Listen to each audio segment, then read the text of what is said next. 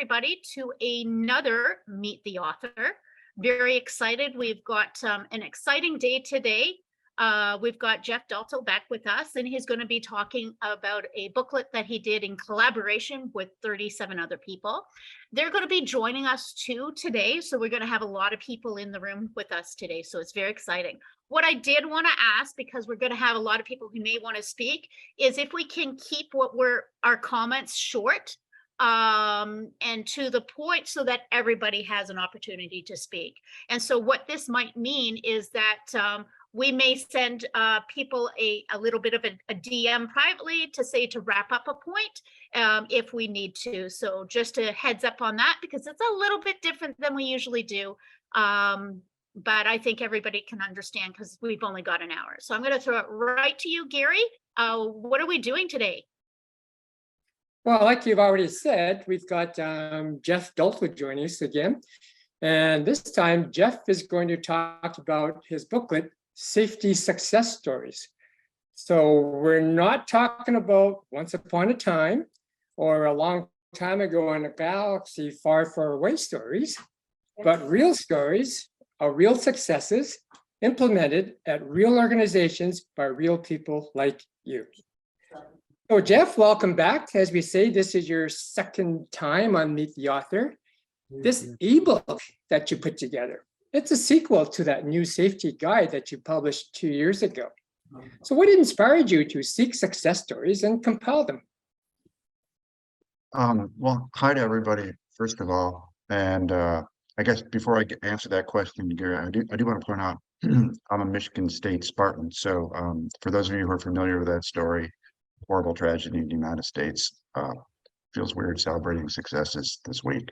But nonetheless, to answer your question, Gary, actually, you were part of it, primarily discussions I had with my sometimes collaborator, Jeff Lith from safetydifferently.com. And we were talking about doing a successor or follow-up to the guide that came out a year or two earlier. And I had been having conversations with Jeff about how there's a lot of interest in implementing some different ideas, and a lot of times people didn't quite know how to do it. And I had similar discussions with you as well, Gary, over the years. So that was part of it, was just smart people like Gary and Jeff suggesting it. So thanks to them. I also just thought it was a great opportunity to, let people share their success stories, which is cool. I think it helps people learn. We might talk more about learning from failure. I mentioned I'm in a research lab at Boise State University writing papers on that right now. But that's the gist of it, was just the opportunity really to get people to celebrate their successes, share their successes, let other people learn from those successes as well. Good. And I think you also mentioned at the fort, this is a living guide. So if you want to send in more stories for submissions, because we know there's going to be more coming, we need to work on maybe an opportunity, a channel where you can submit those stories. So stay tuned to that. And Jeff and I, and tomorrow, we'll figure something out that you can submit your stories here. Yeah, and people can definitely just use my personal email for that as well. Yeah, 37 stories. It is a lot to absorb and sink in, but I know I read each story at least twice just to understand if I got it in and did my own analysis of it. And as I read them, I noticed patterns or themes were beginning to emerge. So I generated a few word clouds, and you can see if you click on my background, you can see my background, and tomorrow I'll put that in the emails. This is one of the word clouds that was generated that Jeff and I would like to talk about. So tomorrow, how can we blow that up so people can see? Because I'm going to ask Jeff to talk about some of the clusters that we're seeing. Okay. Let me just get it up on my screen and I can share it for you.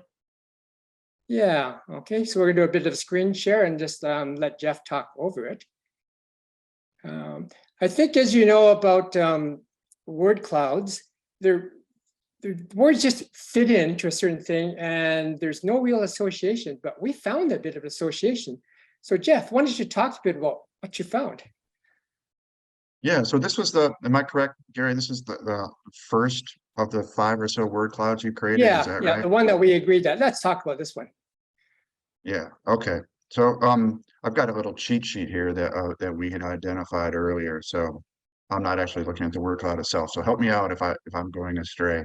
But Yeah, yeah, up by if you look at that word cloud and think of it as the face of a clock, we're talking about 12 o'clock.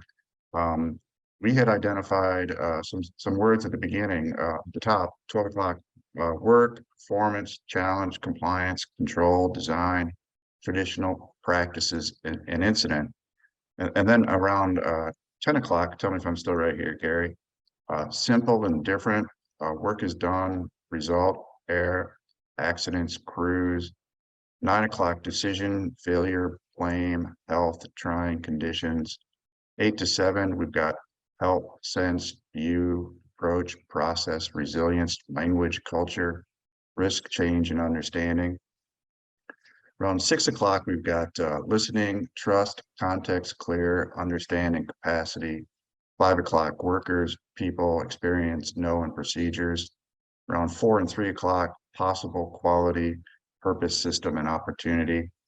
And then I've got two notes here. Right above safety, we've got leadership, learning, review, improve, engagement, frontline, engineering, HSE, support, everyone in relationships. And then right below safety, we've got focus, problem, service, incidents, collaboration, investigation, best, care, and involved. And Gary, am I right that you would kind of sense kind of a story building in those words? Do I yeah, recall that correctly? yeah. So if people know things about word clouds, these words are just sized by usage, and they're just randomly positioned to fit words onto one landscape. But I think if you look at that and you listen to Jeff as he went around the clock, counterclockwise, we think there's a story about the stories. And that story would go like this. An event has just happened, which became an emerging opportunity. Leadership used a different approach that moved away from errors and blame. Frontline crews, engineering, HSE, and support were involved in conversations. Experienced workers were asked questions, and everyone listened to their work is done stories. The key was understanding the trying working conditions that created deviations from compliance and traditional design practices. The learning review focused on purpose, value, time, quality, trust, and care. Engaged teams investigated possible ideas for improvement by challenging processes and procedures. Collaboration resulted in simple and complex changes to the system that offered the best sense for the given context. Results were sustainable due to a change in language, high levels of capacity, resilience, and improved communication, relationships, and psychological safety. So in that little story there, I think I've covered like about 95% of the words that are on the word cloud.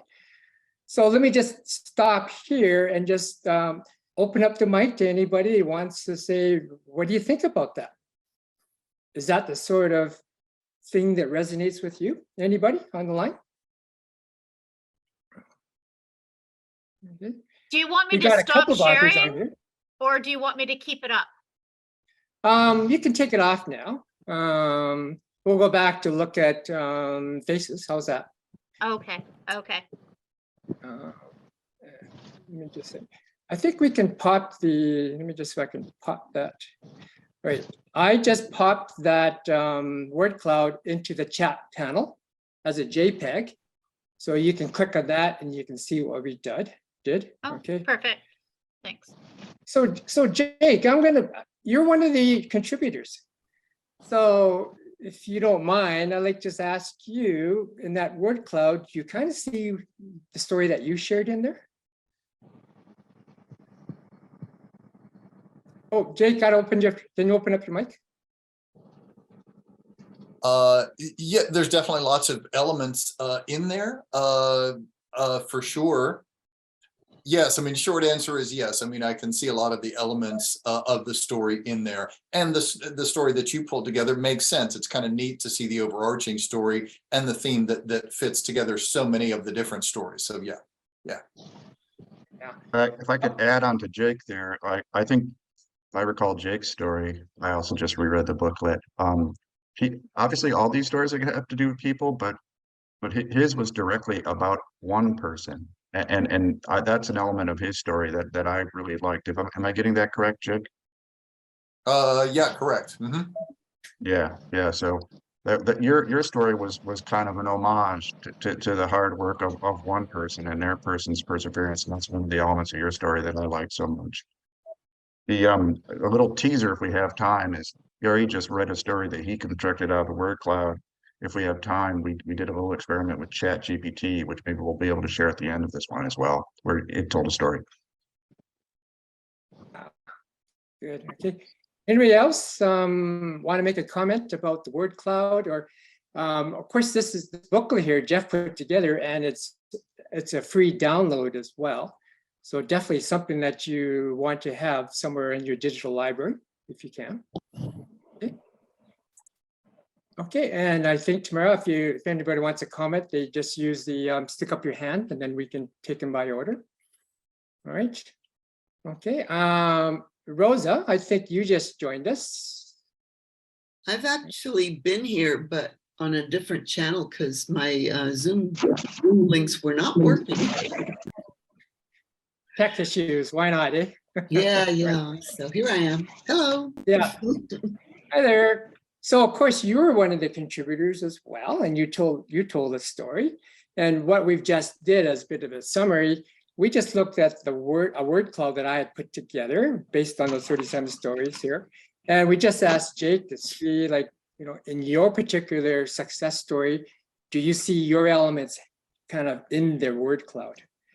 And can you see the word cloud? I can see it. And I think what's missing for me is perhaps the word transformation or personal transformation.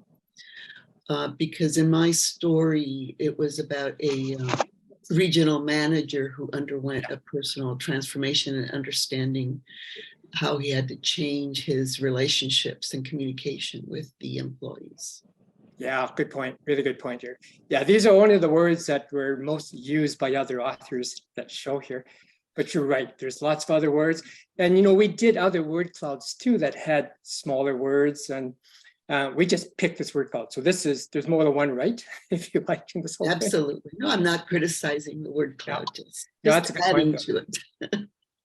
So, That's a good point by Rosa, and it's a different story than Jake's, but both stories were about people who kept plugging away and kept working hard every time. So there was a commonality there, even if the two protagonists were on slightly different paths. Yeah. Well, that's a real good segue into the next topic, which is about the emerging opportunity. Okay. And we, as you say, we saw a wide range of starting points. So Jeff, can you share a few of those emerging opportunity starting points with some of the authors? Find that.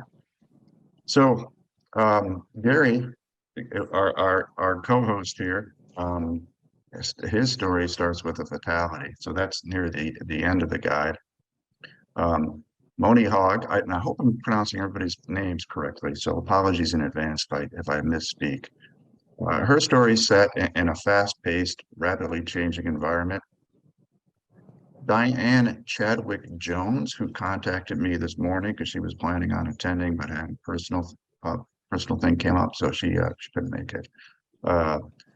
Rule breaking incidents.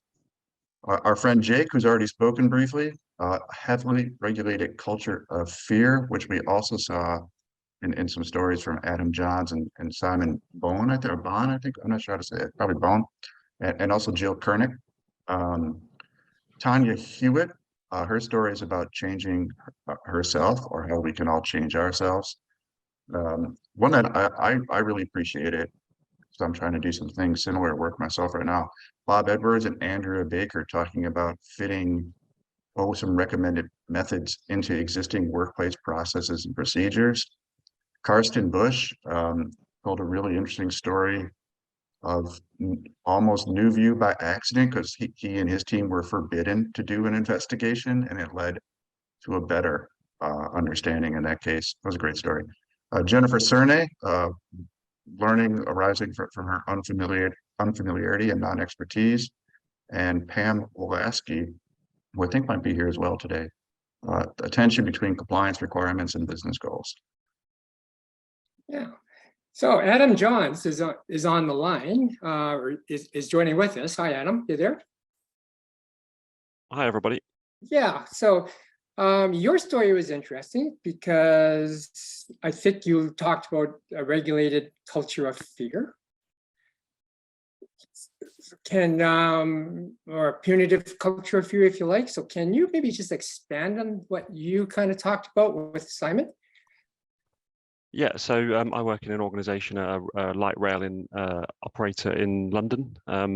Myself and my boss, Simon Bown, have been spending the last couple of years with our team trying to implement a restorative just culture and a learning review process within the organisation. And it's an organisation that previously was very punitive focused. So there was a lot of blame, a lot of punishment, a lot of use of language like investigations and interviews and standing people down and disciplining people and all that kind of stuff. So in the story I've told in the PDF, the main focus was really around changing language in order to try to sort of incrementally move the culture in a new direction.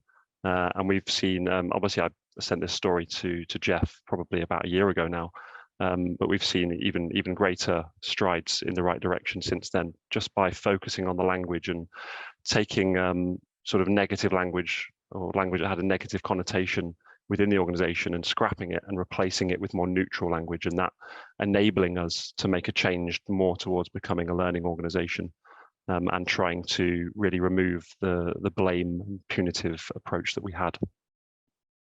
Yeah, I really like your saying about words create worlds. I think it's always resonated with me when I first heard that from you. I think language, as we say, is so important. It is, yeah, and it's something I presented on at the Safety 2 conference in Florida last month. And I have to credit Tom McDaniel, who organised the first one of those 4 years ago. I know Tom McDaniel's been in this space for many years, but he's the one who inspired me to start looking at language as the main focus in this space, moving towards becoming a learning organisation. If it wasn't for him in that conference 4 years ago, then I probably wouldn't have taken this organisation down this path. Yeah. I think it's all about the learning and the shared learning that we get. So there's another good example there. Okay.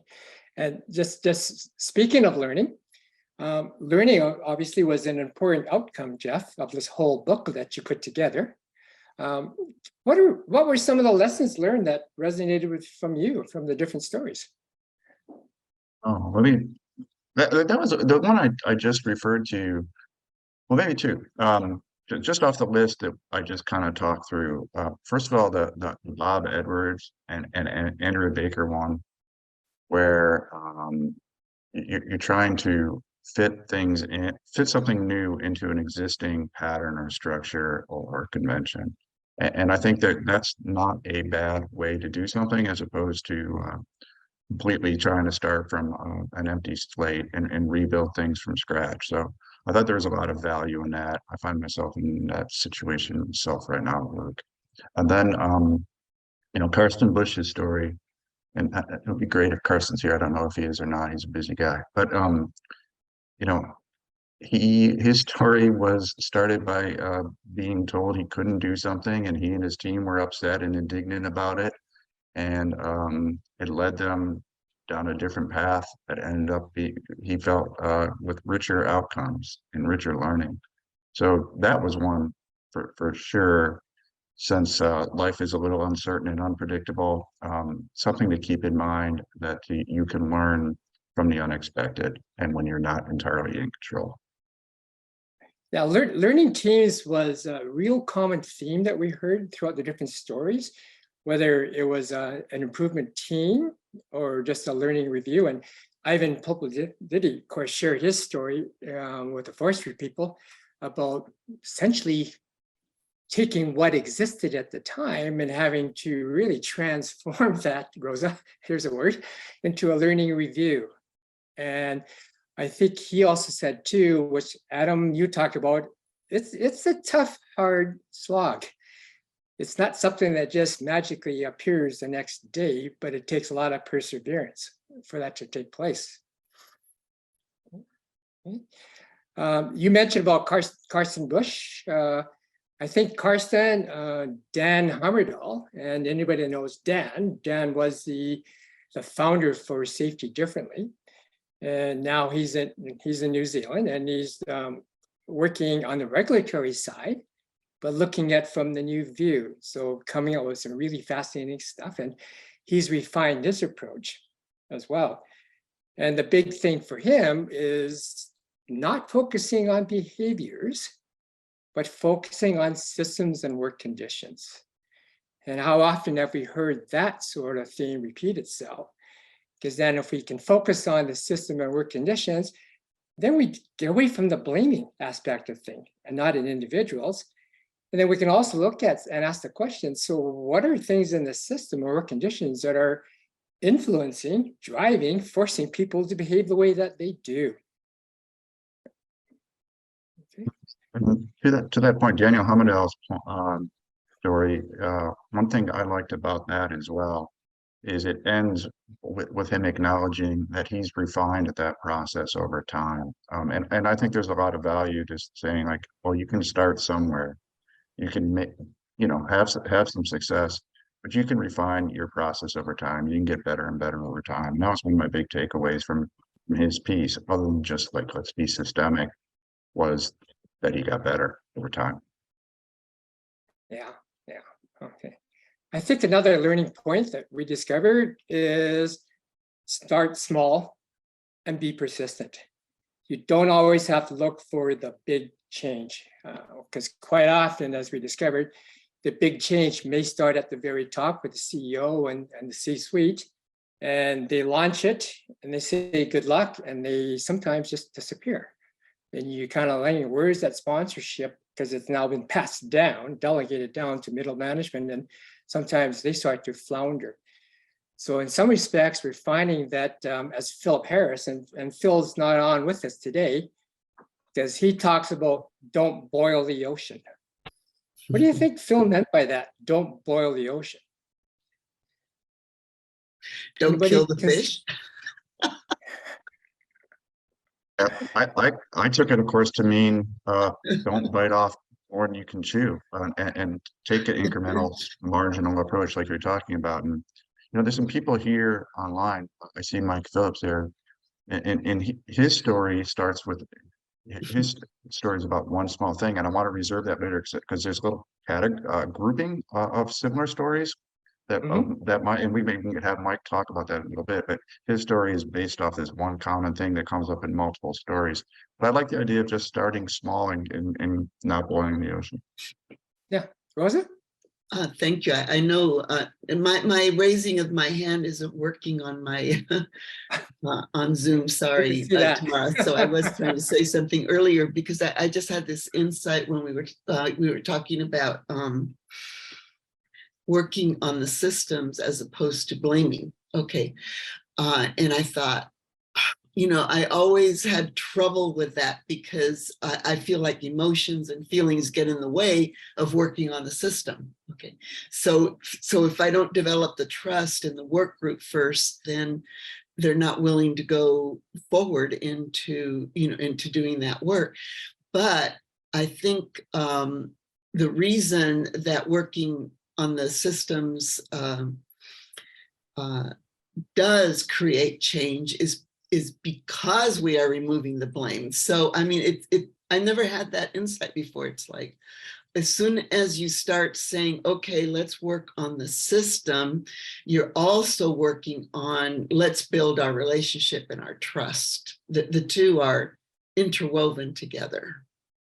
Yeah, and if you recall, when we had David Pullen on talking about his book, and he talked about the different building blocks, his number one building blocks for safety professionals is influence. don't do anything else until you create the influence, which means you've got to build the trust and relationships. That enables you to go forward. Then you can start looking at systems and processes. So I like the message that he gave us in that particular session. You know, and something to pick up on Rosa's point just there, this came up in a class, and I have a class at Boise State University, and we're doing needs assessments for performance improvement projects. And one of the things we thought being systemic and talking about the system and analyzing the system and improving it is it can remove the defensiveness because you're not talking about people. And it's arguably less threatening to talk about the system than it is to talk about Jeff's failures. So I think that's maybe a nice road in too. Yeah. Good. One of our colleagues from South America is Hugo Ribeiro. And if we recall, I've been on Ribeiro's show, which was fun. And we've also had Hugo on here. He talks a bit about, again, under the theme of starting small and be persistent, is more is not always better. So what do you think he meant by that?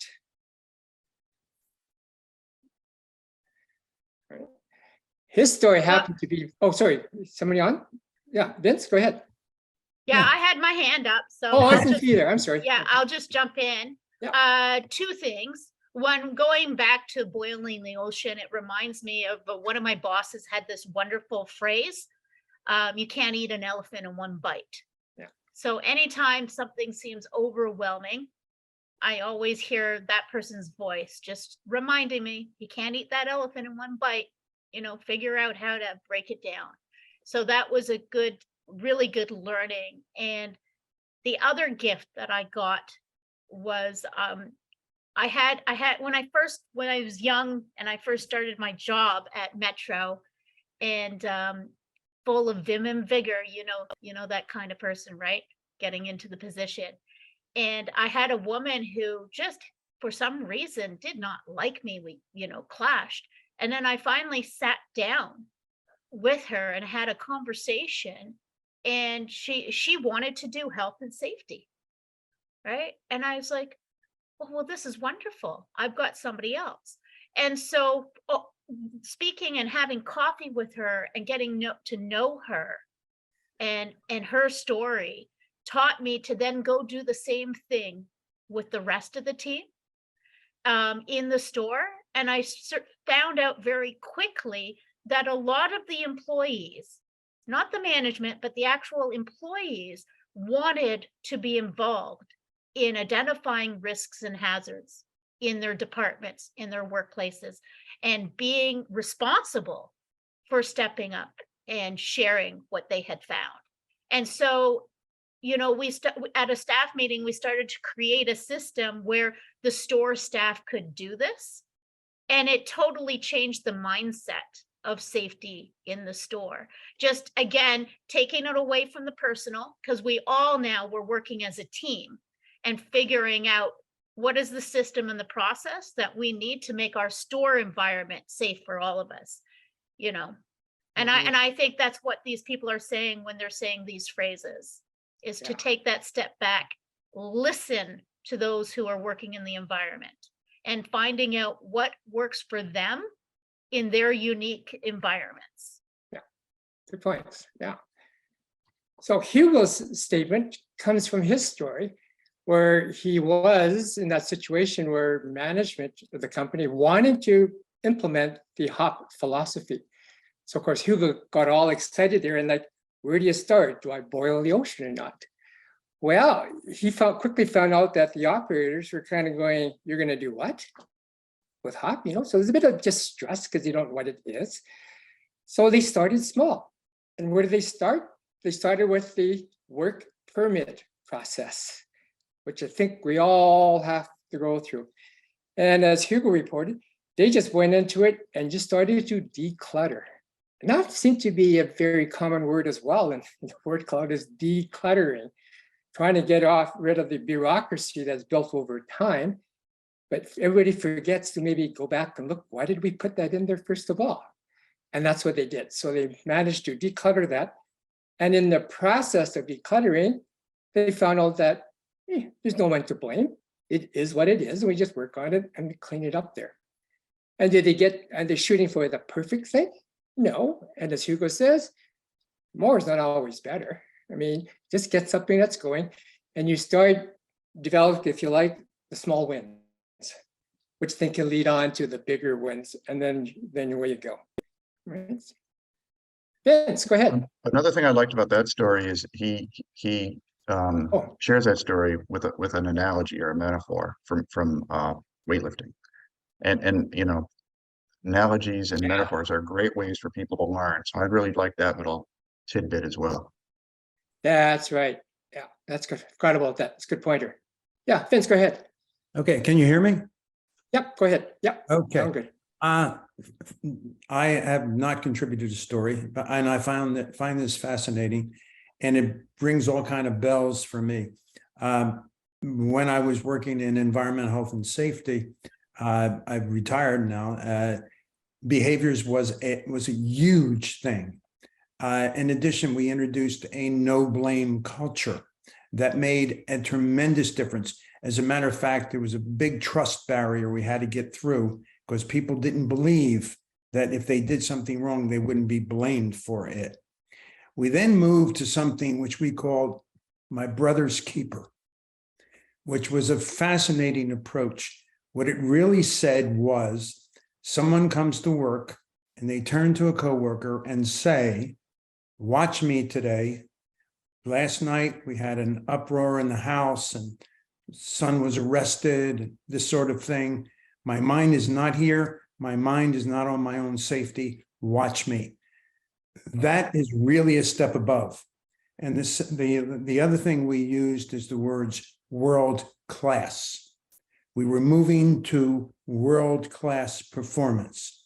That got people on board because they wanted to be a part of what was called world class. Of course, that had to be defined and criteria set up, but nevertheless, they wanted to be world class.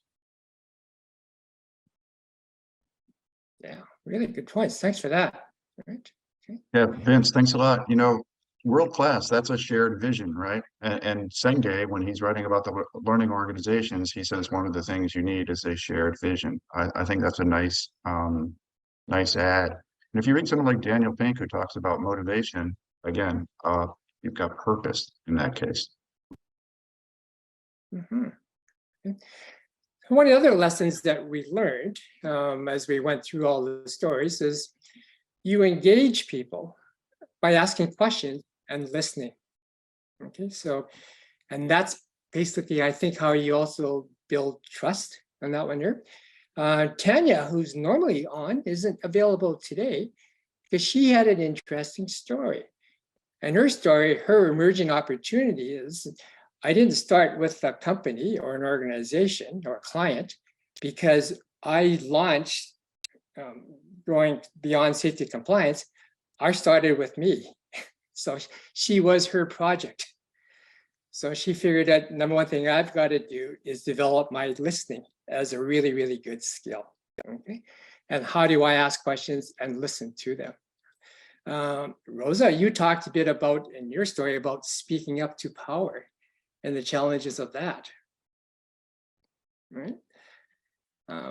Richard Brooks talks a bit about bright spots. What do you think he means by that? Bright spots. Does that ring a bell with anybody? Yeah, Rosa. Oh, it's one of my favorite themes, and that's positive deviance. That almost anything you're trying to improve is already happening somewhere in your organization, but we don't look, we don't ask, we don't look for it. And so those are the bright spots I look for. Like, we're having this big problem. Let's find out who's already solved it. I have used that to great success. So that's what I think bright spots are. What did he mean? Yeah. James McPherson's story was a story about where do you start? You get brought into organizations, so where do you start? And he suggested, well, you start by not with solution, but kind of like defining the problem. let's fold it in with what Richard Brooks said, and maybe what we do is let's go find those bright spots, right? Yeah, that's a good place to where to go, because obviously they probably have really good positive stories that maybe they want to share and tell and inspire other people in the organizations. Can we do the same thing? Eric Bouchard tells a similar story, and instead of the phrase bright spots, he talks about force multipliers as well. But I think it's finding those quick wins, those existing opportunities, things that are going well, and working from there. So again, starting small, but starting from a positive first step. Positive deviance, I like that. I'm not sure if I've heard that before. Yeah, yeah. And I'd like to suggest those positive deviants or those experienced people that maybe understand work is done. We often talk about, well, we do talk a lot about the frontline people with that. Let's not forget, you know, the good old poor middle manager, which I was for many years. We seem to be the kind of like the meat in the sandwich. Because one of my stories would be when I was a middle manager running line crews, we'd have the C-suite come in, CEO, want to come visit my headquarters, which is fine, coming down. They go right by me and they go straight to the front line and want to talk to the truck driver or someone and also do the photo op. Right? And then which is, again, I didn't get in the way of that. That's all good. But then after that, turn around, shake my hand and leave. So sometimes I kind of felt as a middle manager, is my voice being really, really heard? So let's talk about bright spots too in management, right? Let's not forget about those people. Okay. Elisa Lynch, Jeff, she had a really fun story. Can you share that? Remember that one? Did you ask me to tell that story? Is that what you said? Yeah, Alicia Lynch's story. Yeah. So her story is basically about at least it's colorful. So her story is about having the crake, which means having fun. And one version of her one of the ways in which she has fun or has the crake is conversations with people. She is kind of a gifted conversationalist, and she enjoys it, and she likes other people, and she's found many of her successes, even if they're small successes, came just by going out and talking to people. And if you read her story, that talking is asking questions and listening. So it fits in very much in that kind of Edgar Schein, humble inquiry, be friendly, be conversational, and listen way. Yeah, right. And I think I like her point about talking about safety without talking about safety as well. So again, it goes back to that thing that we talk about language and the sort of language that you may want to use. And it doesn't always have to be the safety jargon to get your point across. Okay. All right. We got a hand up from Mike. Mike, go ahead. Yeah. So just to echo what Jeff was talking about there, with Lisa's story, when you do talk to people, that humility is so critical, because you might start to hear, hopefully you do hear, how messy that reality is. And if you're in a leadership position where you could possibly influence that, or at least at a minimum learn from what they're telling you, you have to be open to that and be willing to listen, as much as it might hurt, because it's likely going to be very different from how you imagine, right? It's going to be work as done. That's what you're hoping to find out about. So if that genuine response comes, you ask that question, be ready to hear whatever, be open to hear whatever. I think that was a big one for us, with ours. We started with a similar conversation with a bunch of maintenance folks in a room, and I wasn't sure, but I had a bet that maybe we had put too much clutter on them. And sure enough, that's what we got. And it's very colorful conversation. So if you have any ego attached to those wonderful controls that you thought were so innovative and creative, you're getting, rude awakening. So it's humility, that's intellectually honest about reality. I think I like that definition. Yeah. Mike, I'm glad you segued into that, because I was going to ask you to do so. Could you tell us a little bit more about your story? Yeah, so it was similar to I think what Hugo was talking about.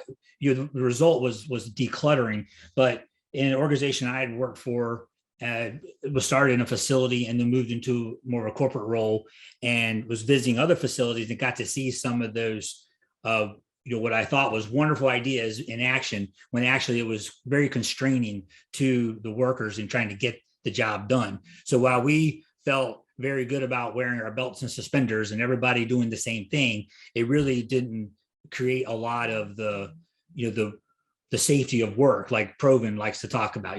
We were big on the work of safety, but not so much on the safety of work. So that administrative burden that we were placing on folks made us feel good. It gave us something to audit. It gave us, first thing I would go to a facility and say, hey, let me see all your permits. Let me see all of your JSAs. Let me, whatever it was we thought were really cool. And if kind of find out, they're doing all of our paperwork 30 minutes prior to, cutting into the job.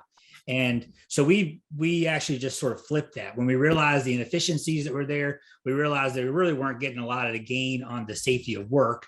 And we were just putting more onerous activity around the work of safety. We went to that post-job brief. And this was something I think we had learned from Bob and Andrea. They had come to one of our facilities and talked about. So we tried that, and it was really interesting, because when you gave them the freedom to say, don't worry about doing all that stuff that you've been doing, there was a pause. They're like, well, wait a minute, is that okay to do that?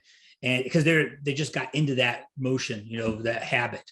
So we ended up learning so much more, because our pre-jobs were not very feedback oriented. They weren't giving us that learning feedback loop that we need. Jeff Liff, he talks about the dumb, dangerous, difficult, different. Those Puppet, I think the first time I heard about it, but those nuances were never shared in a pre-job. But wow, do we learn so much in the post-job? And when we put the planner in that room, when those post-job briefs started, that planner was he was like, oh my gosh, I had no idea this plan sucked so bad. This is great, this is good information. So it did take humility, it did take some checking the ego at the door type thing, but we saw just tremendous improvement in that maintenance crew because of those migrating from a pre-job to more of a post-job in order to get that learning feedback loop established. Yeah. I like how you talked a bit about we rarely follow the prescribed work plan. Workers constantly had to adapt to emergency situations here. So you can do as much as you want in your pre-job with work as imagined, but it's really work as done that happens. Yeah.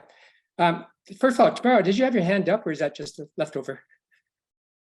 Okay. No, I had my hand up. Okay. Go ahead. Go ahead. I like where you're going about, work as imagined and compared to work as actually done.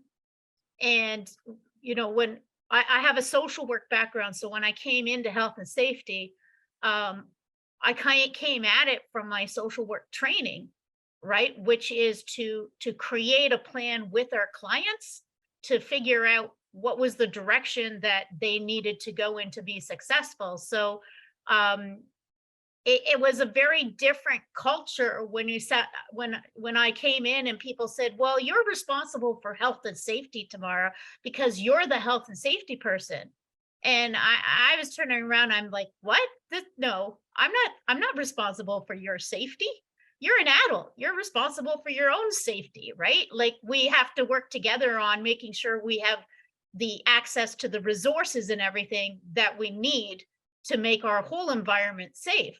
And it was a mind shift actually for management and supervision, because working in an environment of marginalized workers, very high at risk workers, the vulnerable workers, as we like to call them, it was, people were coming up to me and saying, this is the first time that I've been working in this kind of environment that somebody has asked me as the employee, like an adult, what do I need to do my job? And that just kind of was mind-boggling to have heard that from very capable adults that were coming from different countries, that were doctors, that were accountants, that were engineers, that if, you know, such wealth of knowledge from these people, from how they were seeing things. So, you know, I'm glad to see that we're kind of taking a different perspective these years. Vince, you have your hand up? Yes, a couple of things. Number one, you're right on, Tamara. That culture shift that went from the safety person is responsible for safety to everyone's responsible for safety, and the safety person gives advice. It's a major change. I remember, and this is going to tell you how long ago, that hard hats and safety shoes were out of HR because it was considered an employee benefit. Believe it or not. A couple of items I wanted to point out, then I'm going to have to run on you, and I apologize. I used to travel from the corporate office to the plants on a regular basis to interview, ask questions of the rank and file, not the management, the rank and file. And I learned two things which were phenomenal. And that is, number one, they turned in a lot of data, a lot of information, and they heard nothing. Mhm. And they were upset about this. Why weren't they in the loop? They were creating the data. Why didn't they hear what was being done with it?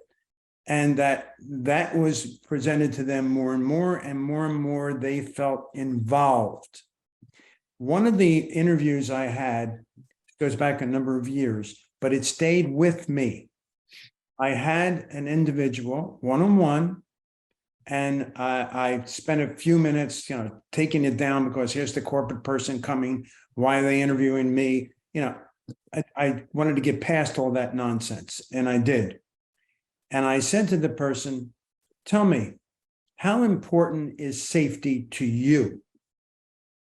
The response was amazing. He said, safety is as important to me as it is to my supervisor. And I thought to myself, wow, this person is willing to take a risk if his supervisor wanted him to in order to keep his job. That was a revelation for me. I thought everybody was on board. No, everybody was not on board. So I just wanted to share you. That was an interesting comment from one of the workers on the floor. Got to leave you. Thank you. I've enjoyed it. Take care. Good. Take care, Vince. Thanks for coming. Okay. Right. So last 10 minutes, we thought we'd do something a little bit fun. As you're probably aware, ChatGPT is a hot topic right now. It seems to be the rage. I know that I've put my name in the waiting list because everybody wants to jump on there and ask a question. And I think you'd be interested to, if we ask a question of ChatGPT. Now, for those that know what ChatGPT is, it's just an artificial intelligence tool that can generate a human-like text. And while it's a rage and everything else, we also know too that we don't know whether we're getting misinformation, information, or disinformation. I know that I just read this morning that Microsoft Bing is using their version and it's creating some really like awful stuff. So I don't know what's happening. But if we were to go, and if somebody can get into ChatGPT and try it, if we were to ask ChatGPT now to tell a safety success story, what do you think we might get today? Because of course, what it does, it just goes ravages through like 147 billion databases or whatever, and it creates this human-like story. I think it'll take what it collects off the internet that's the most out there and spit out a biased answer. Right. So what is out there in the internet now that ChatGPT would take as their source and then produce? The people who have access to the internet. Well, there's that. But what do you think? But that leaves off the people who aren't on the internet. Like, for example, like, just a second, let me finish my thought. So right now you have like a lot of health and safety people, et cetera, that have access to the internet, right? But when I was working at Metro, the store employees, they weren't looking up health and safety stuff on the internet. They weren't contributing to their thoughts on health and safety on the internet, right? So to me, I would gamble, I would put a bet on here that you probably hear the voice more of management and consultants than you would the actual workforce on the topic. And what would they be saying? What have they documented? Did you do a search already? He I must have done a can't get into Chat GPT right now because there's a Oh. waiting list. I just wondered if you had done one. No, I previously. haven't done it. So this is not a test. This is like, Okay, all right. and if you can get in before me and ask the question, sure. Like, I don't know. But my feeling is that right now, the dominant paradigm is safety one. There's probably a lot of stuff on rules, compliance, legal stuff, blame and punishment. So I'm really curious to see what Chat GPT would put together and what sort of story. And how would, and is that the sort of success story that we want to hear? Gary, do you want me to read what I got today? Well, yeah, before we do that, I'm just curious to see any other thoughts, comments? What would we get from Chat GPT? Anybody? Okay, We'd get a lot of formula stuff, could be. All right. right? Now, A lot of programs, approaches. right. Now, would they all be positive or would they be negative? What would they be? No, I think we would just get people self-promoting. This is the way to do it. I have the answer. Oh, okay. So you're thinking of the consultants with prescriptions. Yes, Ah, exactly. good point. Yeah. Mhm. Interesting to see how Chat GPT would interpret that. Well, Eric Holnagel reminds us that success happens a lot more often than failure does, right? But it seems that a lot of the documentation we do is on failure. So if it went in, Chat GPT went into all the safety science and everything else, what would they be reading about? Investigations, everything else? Who knows? I guess what I wanted to find was ask it. That's good. So one thing I asked Jeff is that maybe over time, if we really hope to read a lot more stories about safety success stories, because people start entering them, and maybe we're part of that too, entering those success stories. Jeff, if you were to ask this question, we're hypothesizing, we're predicting. Jeff, what sort of story would we maybe like to hear? If I were to ask Chat GPT, is that your question? Yeah. Yeah, I would like to hear probably what I think many of us would like to hear, a story that that leads to better outcomes, depending on how we define outcomes. And I think those outcomes would include things like a safer, healthier workplace, a more pleasant workplace to be in, a more respectful workplace, and a company of people and organizations reaching goals.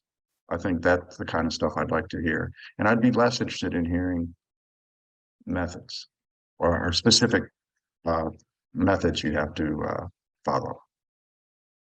Okay. Anybody else on that? Okay. So Jeff, you have Chat GP, yeah? We all Yeah, have it. so It's free. Yeah, I just logged on to it. No, well, Okay. you can log on to it, then you get hurry up and wait. Oh no, I got a GP chat thing. Yeah, we all do. But did you log on? Did you get in? Yeah, I got in. Did you actually ask it a story? Not yet. I wanted to check, what are we asking it? You can ask it anything. Like, That's so safety story, is that what you wanted us to put in there? Well, yeah, the question would be, tell us a safety success story. Oh. That's simple. And just see what it comes up with. If you can get in, and this goes to anybody, I'm trying, maybe I got the wrong path I'm trying to get into, but I keep on trying, and I just said, you're on the waiting list. So if you got in, good for you. Just ask that question and see what happens. You ready? Yeah.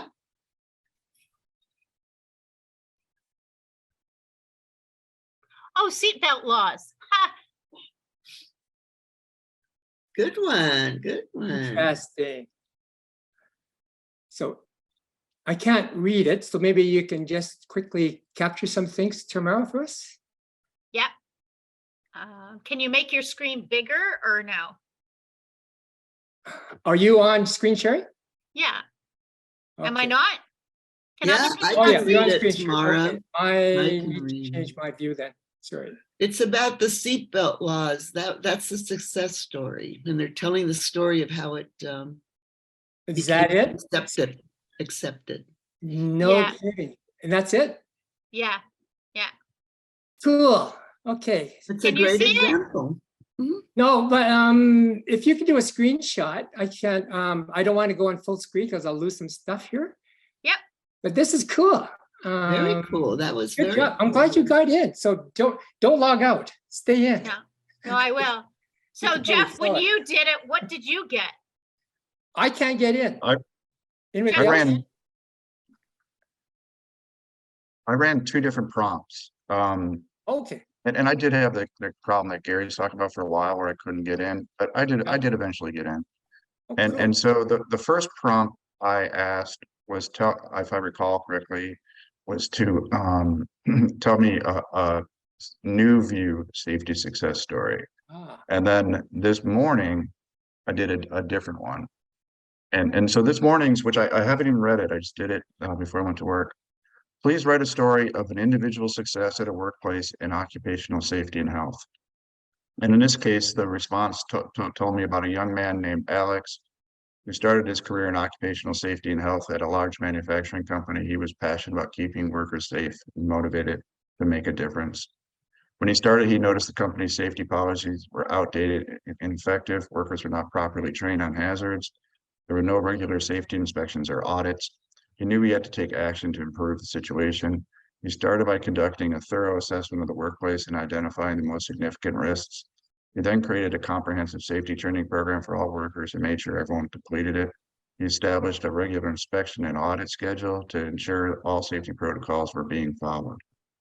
At first, some of the workers were resistant to changes, but he persevered and took the time to explain the reasoning behind the new policies and provide a hands-on training to help everyone understand the importance of following the new safety protocols. Over time, the results of Alex's efforts became apparent. The number of workplace accidents decreased significantly and worker morale improved as everyone felt safer and more supported. The company's management noticed the positive changes and recognized his hard work and dedication to improving workplace safety.